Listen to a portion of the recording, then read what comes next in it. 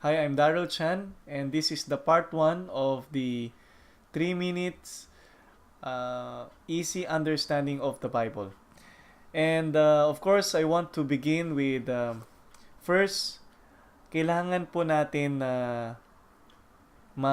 i-apply na wag laging ipuput ang sarili natin sa Bible.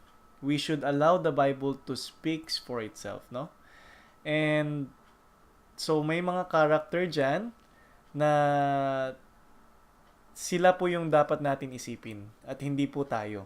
Okay? So we don't put ourselves into it. Second, ang pinaka-missing link po ng lahat ng teachings and understanding of the scripture is yung character. And sino po yung pinaka-character dito sa Bible? Which is Israel.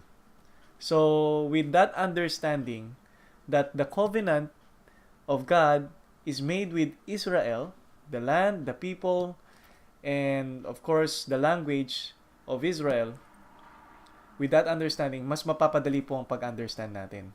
Okay? So, if you want to check, you can check online kung ano bang land ng Jerusalem, Israel. So, it's up to you. Now, I only have 1.5 minutes. I want to discuss the 3 parts of understanding the Bible, no? So, first part, if you have your Bible with you, ang first part is the first 5 books of Moses. Nandyan lahat ng teachings and commandments. Of course, ang story niyan is way back from Abraham all the way up to the children of Israel. And if you want to study more in depth, dapat alam mo yung mga teachings and commandments so that alam mo kung ano sinasabi ng prophets and writings. Yun po yung nasa gitna. The second part. Okay? And lahat ng inaaral nila is on the first book. The first 5 books, no?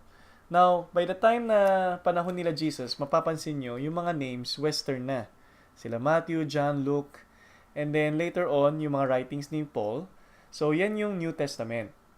Nandyan yung si Jesus and his disciples.